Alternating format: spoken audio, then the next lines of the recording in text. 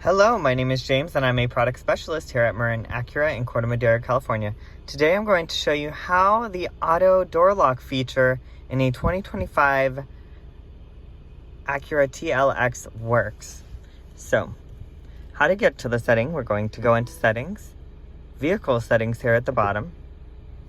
We're going to go to door setup, and here at the top is auto door lock. It changes the setting for the automatic locking feature. So the vehicle will lock when you start driving, that's default. Or the vehicle will lock when you shift from P into reverse or drive. Or if you want the automatic locking feature off, you can select off. Typically we like to stay with default, so the vehicle will lock when you start to drive with vehicle speed.